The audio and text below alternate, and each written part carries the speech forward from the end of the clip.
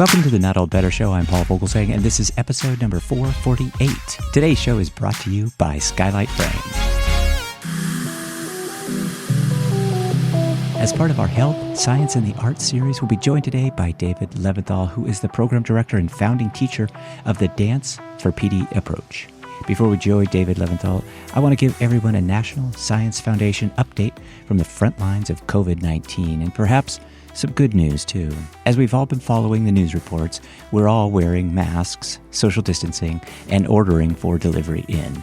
Here's the issue with the masks and why they're important. The spread of infectious respiratory diseases such as COVID-19 typically starts when an infected person releases virus-laden respiratory droplets through coughing or sneezing.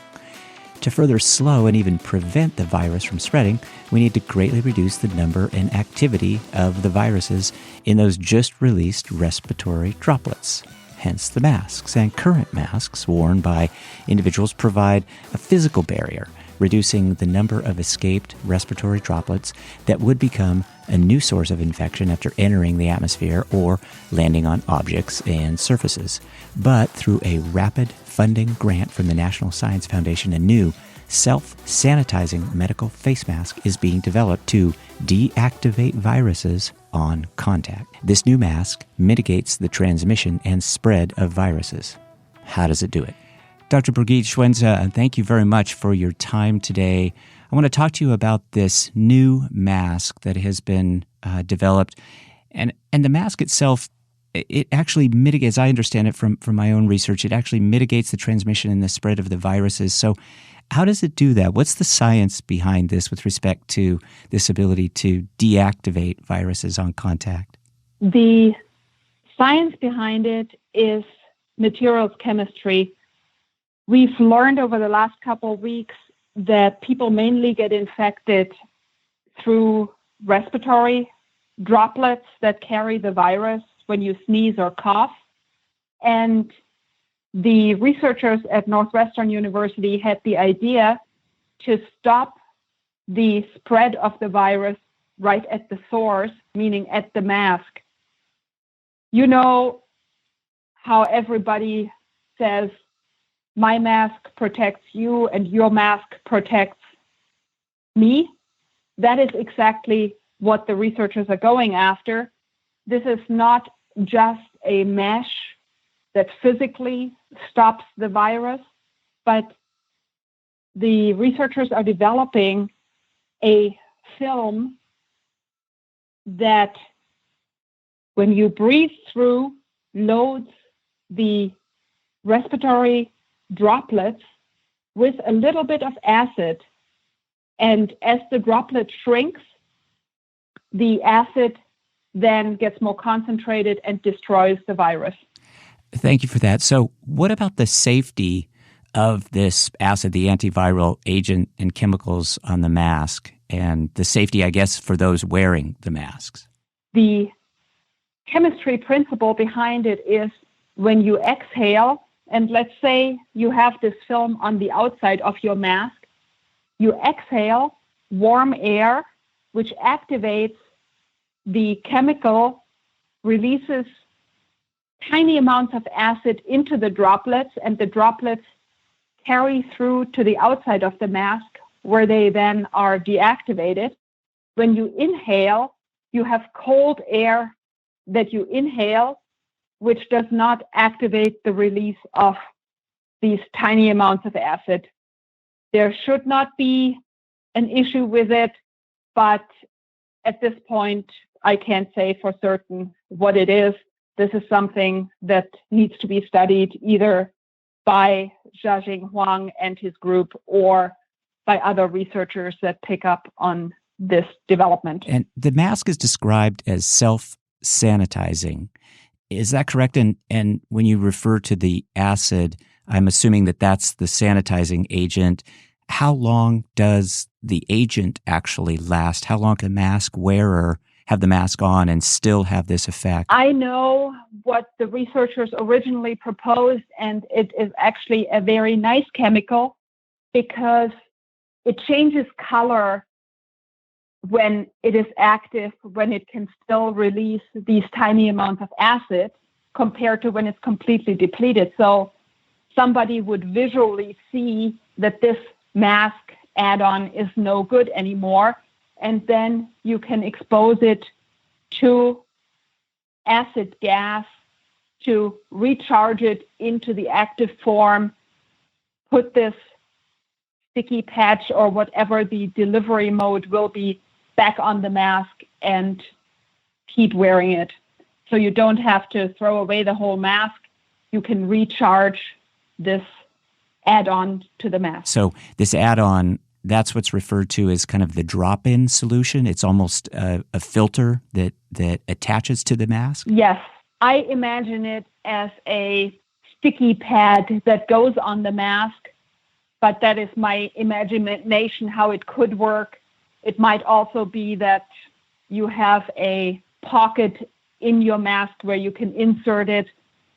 This is something that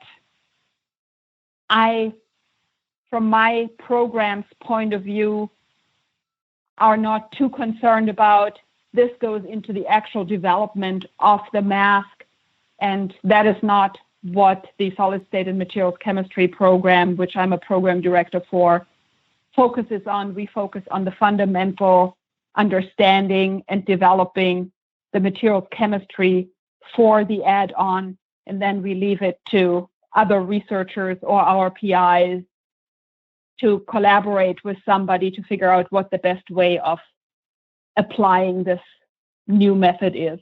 Very good. Well, Dr. Birgit Schwenzer, thank you so much for your time today. I really appreciate all this information. It's helpful. We wish you, the team, the best of luck to get this fast-tracked into some kind of wearable format, but thank you for your time today.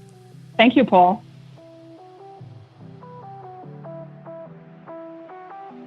This is always fascinating work from the National Science Foundation, and we thank NSF for their work and time. Let's move on to another impressive science story, the use of dance as therapy for Parkinson's disease, hence the name of the program, Dance for PD by David Leventhal. Dance for PD was conceived in 2001 as a collaboration between the Mark Morris Dance Group and Brooklyn Parkinson's Disease Group, and is now administered by Mark Morris Dance Group and David Leventhal.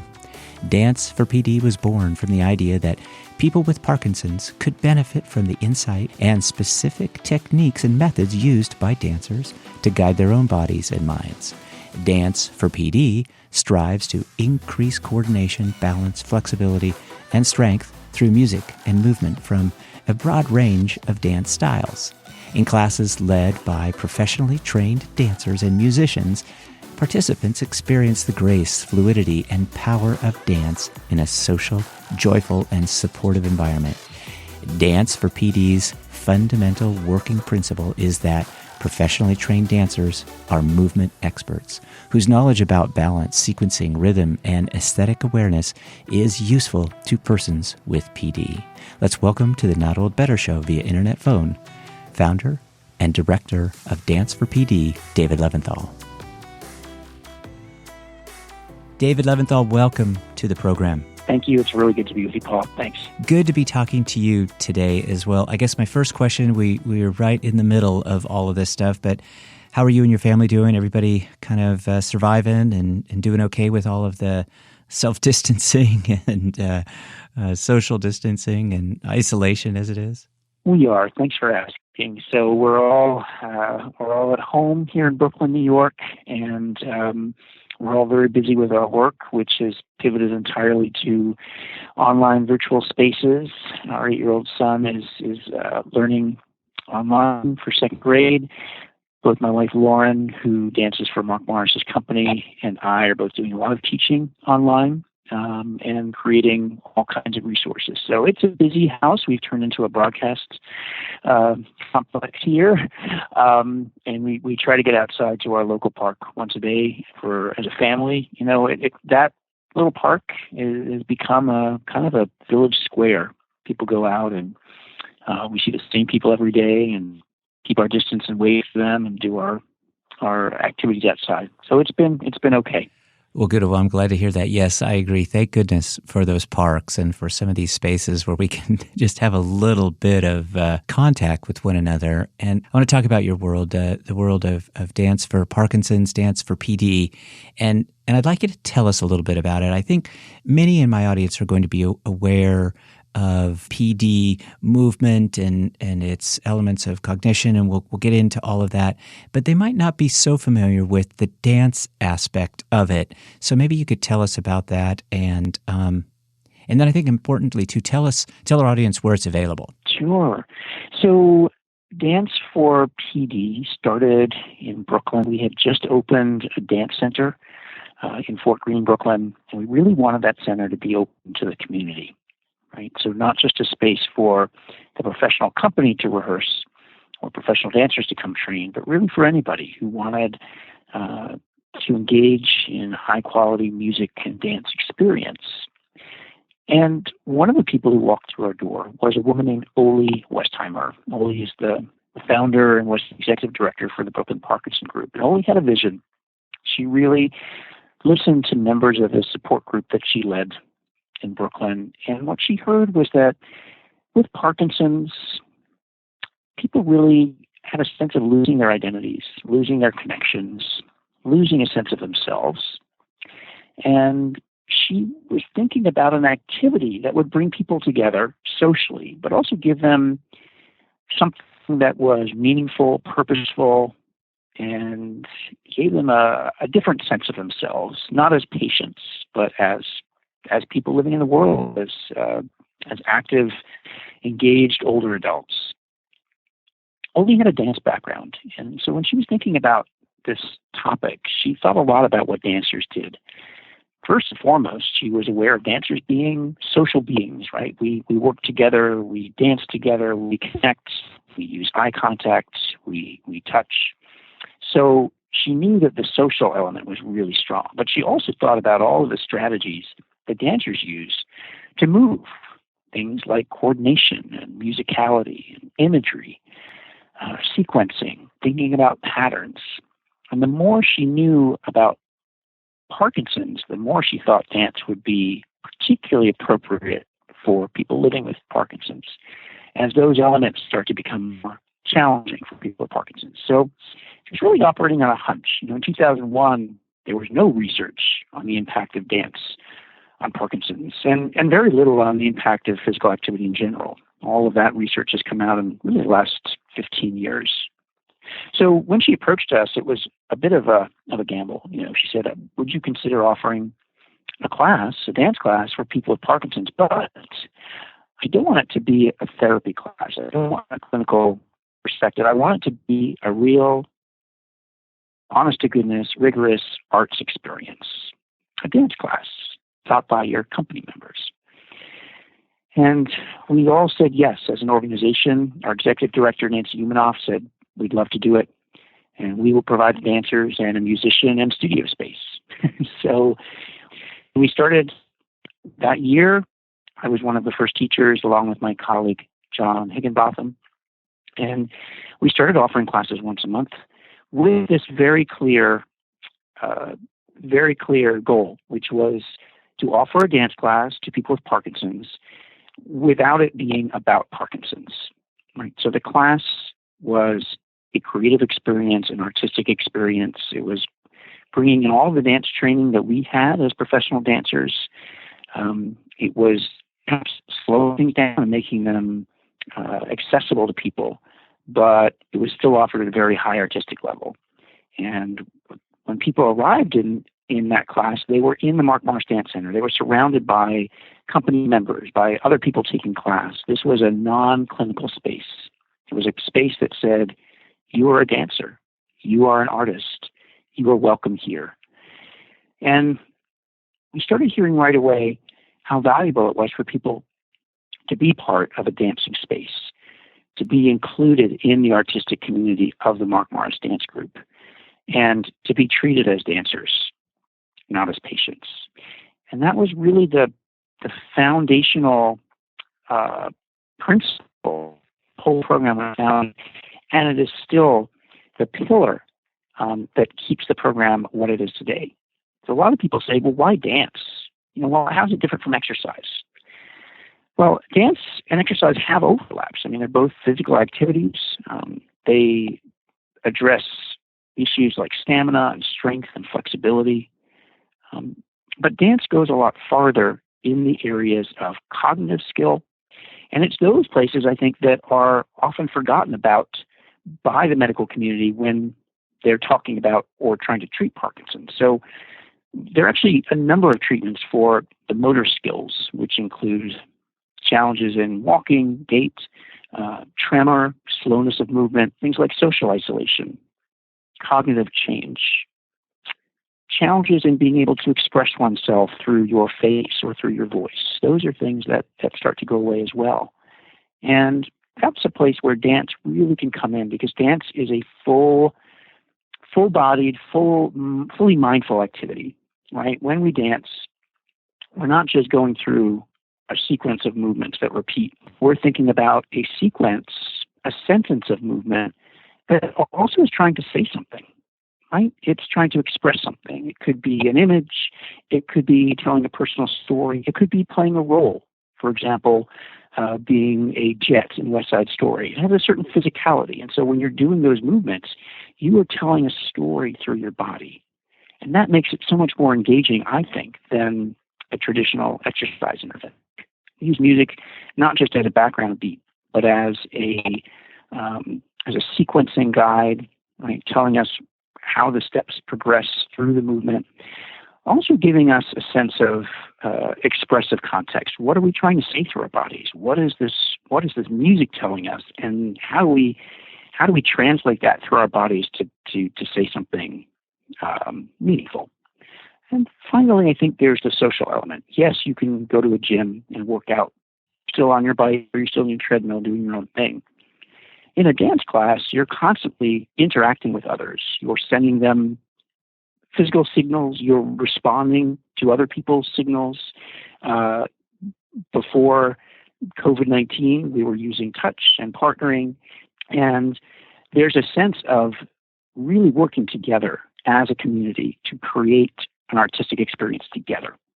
And that's vitally important, I think, for a community that often feels isolated, cut off, alienated, and to come into a space, whether it's a live space or a virtual space, where people feel like they belong, they are seen, they are witnessed, their movements are valued, is really powerful. And yes, you can go to a gym and feel powerful in your body, but to be witnessed, to be recognized as someone who has something to say through one's body when you're dealing with a condition that often suppresses that is a really empowering place to be.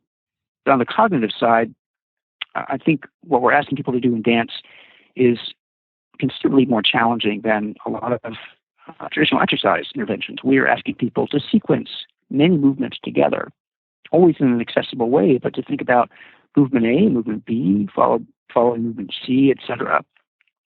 We're also asking people to remember movement, to organize their output, their physical output, using imagery and music and social interaction and choreography that all comes together and has to be processed. So we're asking people to do quite a bit.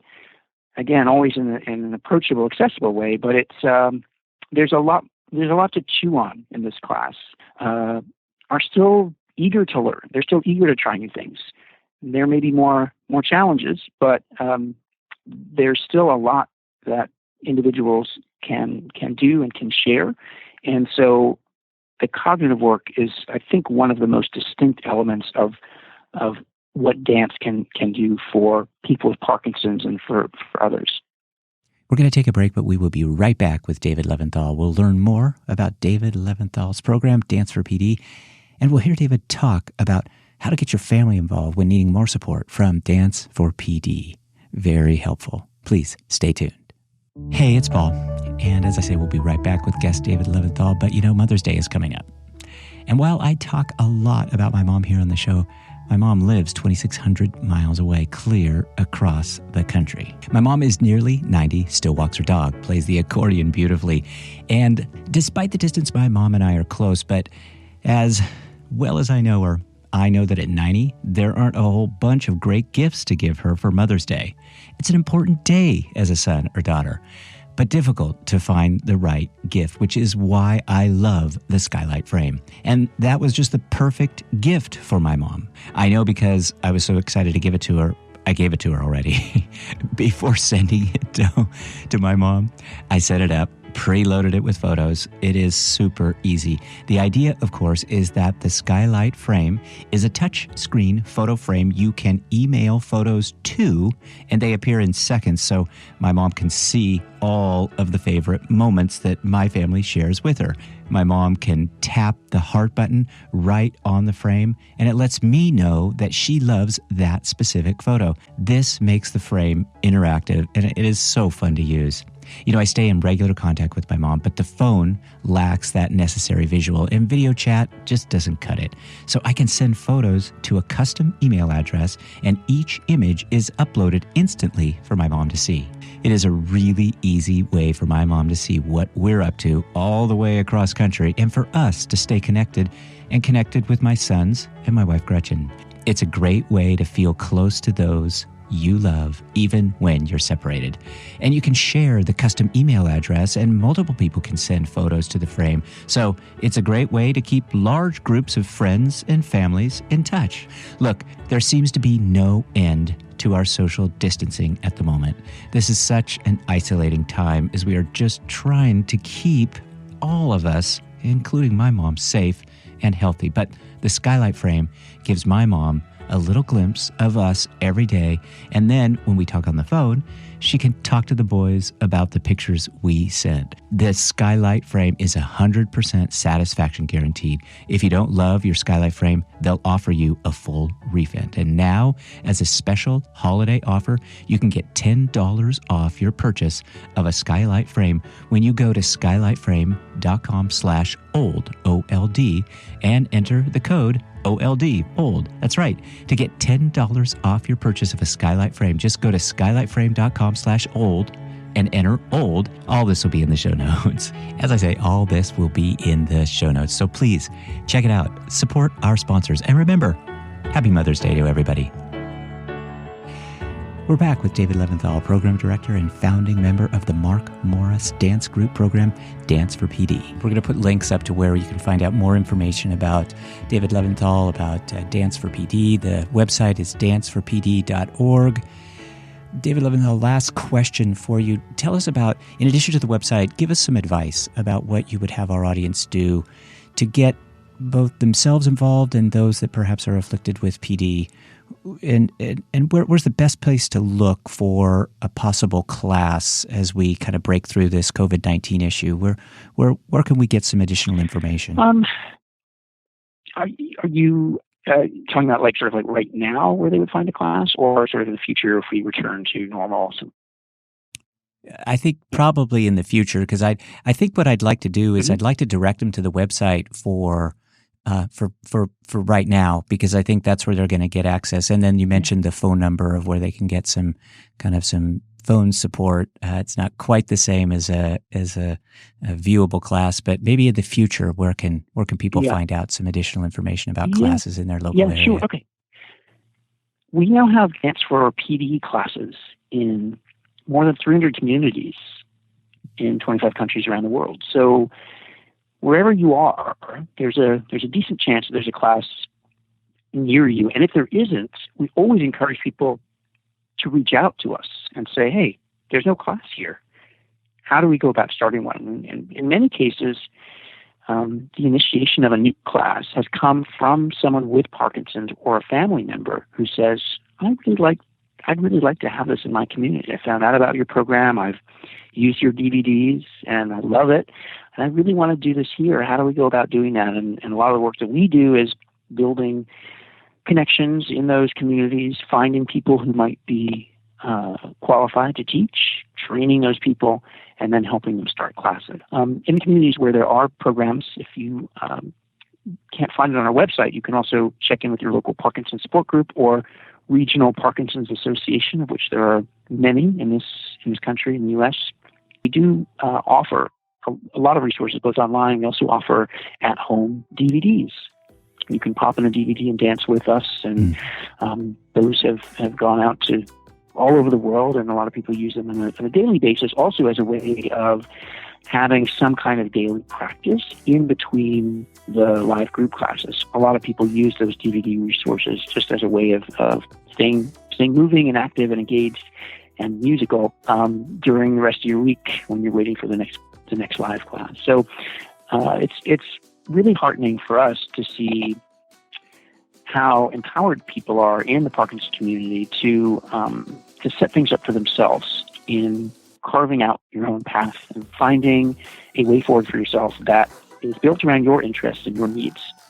And that's wonderful for programs like Dance for PD, because there are some people who really find dance to be a meaningful, enjoyable thing in their lives and will seek it out for themselves. So we love fielding calls from people, particularly when people are complaining that there's no class locally for them, because we love working with them to start to set one up. David Leventhal, Program Director, founding teacher of Dance for PD, former dancer with Mark Morris.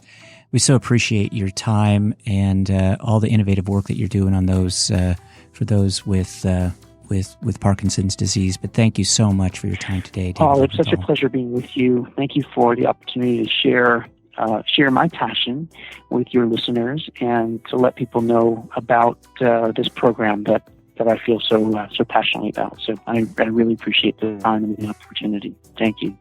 My thanks to David Leventhal and the Mark Morris Dance Group's Dance for PD. My thanks, too, to the National Science Foundation for all of their hard work during this period of COVID-19 research. Of course, happy Mother's Day to everyone, and my thanks to Skylight Frame for sponsoring the show. Finally, my thanks to you, our wonderful Not Old Better Show audience, for your time and enthusiasm. Please keep your emails coming with show ideas and feedback to paul@notold-better.com. All this will be in the show notes, but let's practice smart social distancing, good health practices, and let's talk about better. The Not Old Better Show. Thanks, everybody.